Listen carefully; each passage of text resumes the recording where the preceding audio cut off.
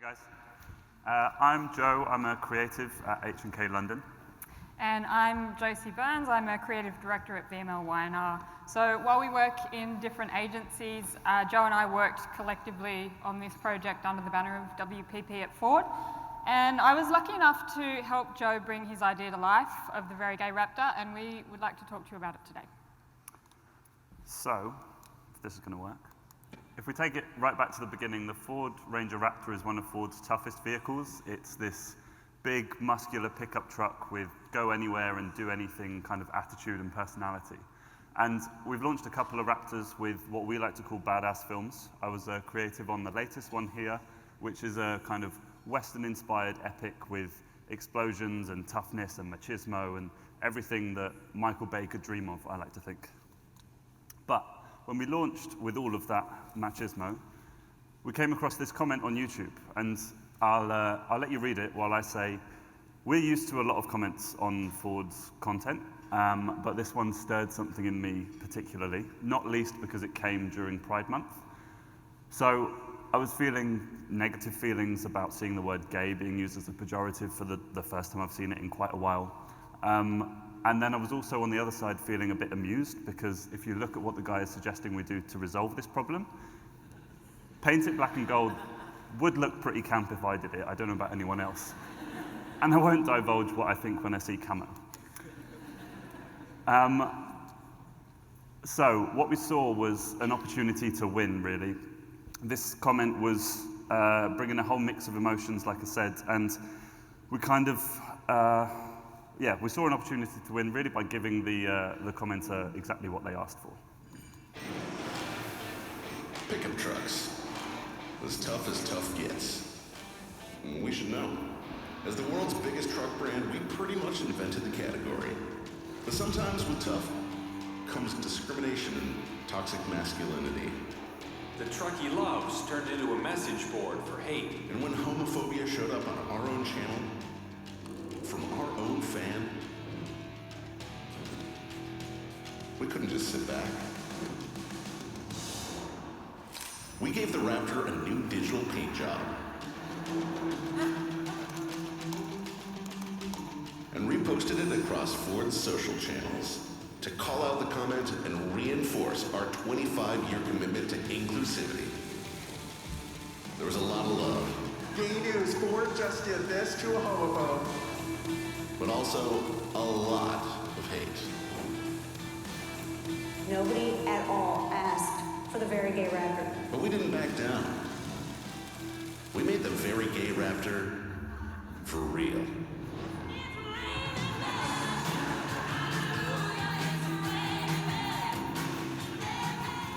A lot of people assume this is some sort of joke, but this car is real. Ford decided to create an actual Very Gay Raptor. We created these Very Gay Raptors to take them to places where it will make sense for us to make a strong statement against discrimination.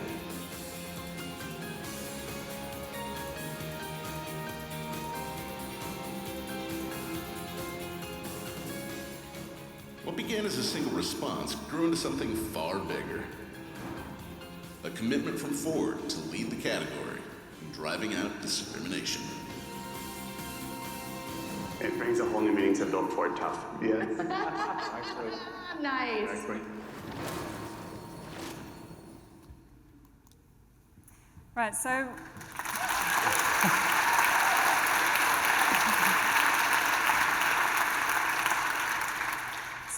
Joe had this idea, we were bringing it to life, and kind of the first thought we had was we really need to get the tone right. We can't be angry, we can't be upset, we do not want to get into a punch-up with a commenter on our YouTube channel.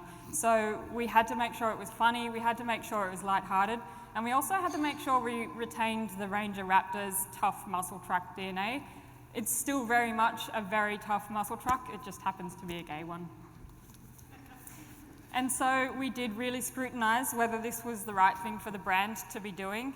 And so we looked at everything, we looked at the whole equation. Okay, so we've got, unfortunately, there is this undercurrent of homophobia in pickup truck culture.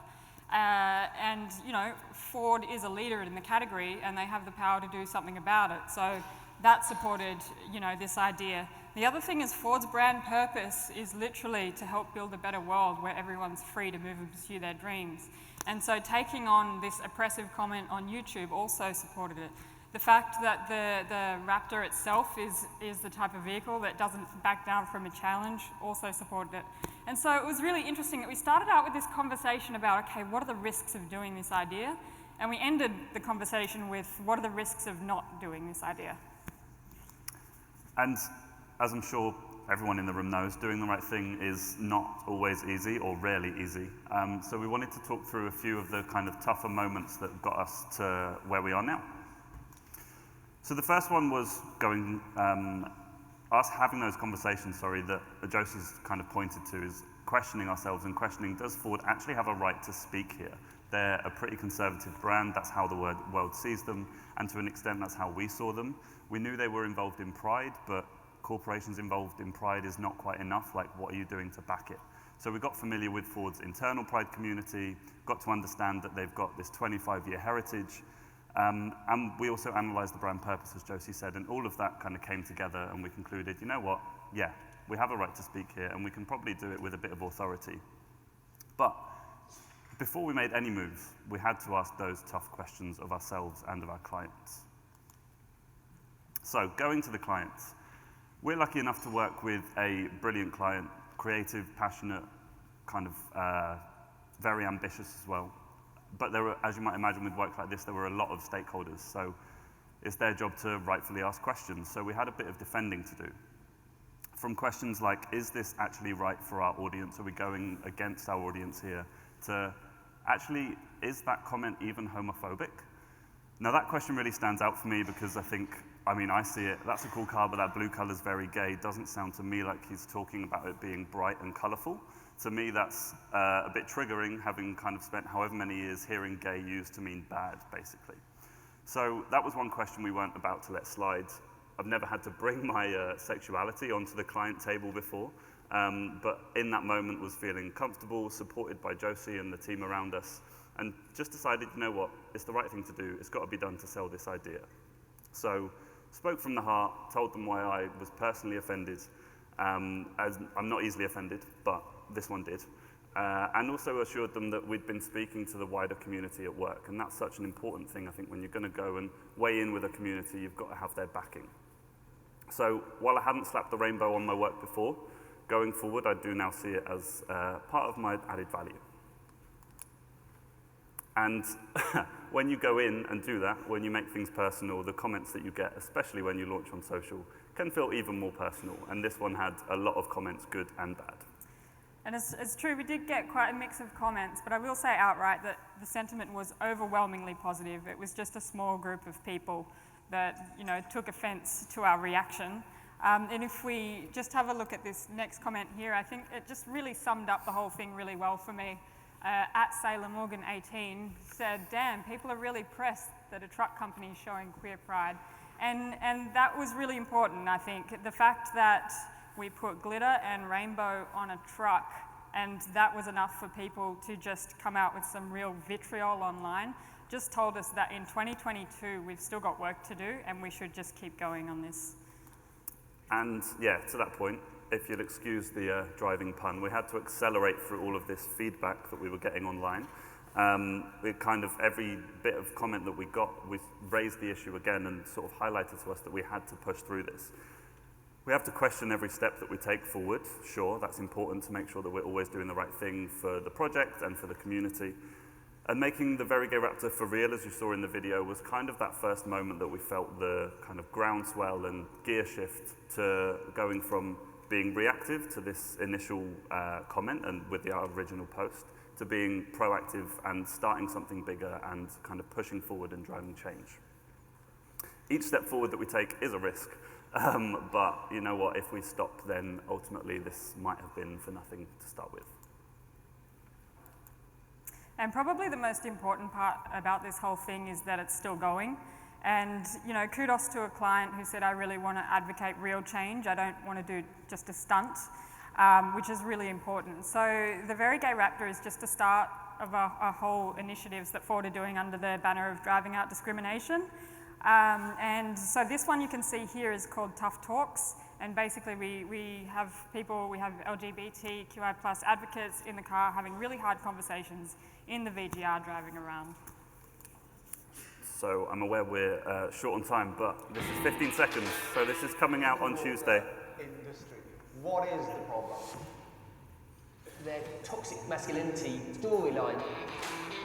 We need to eradicate unsafe spaces. It's very male-dominated, very traditional, very testosterone-fueled. So that's, yeah, a taste of what's coming on Tuesday, which is International Day Against Homophobia and Transphobia.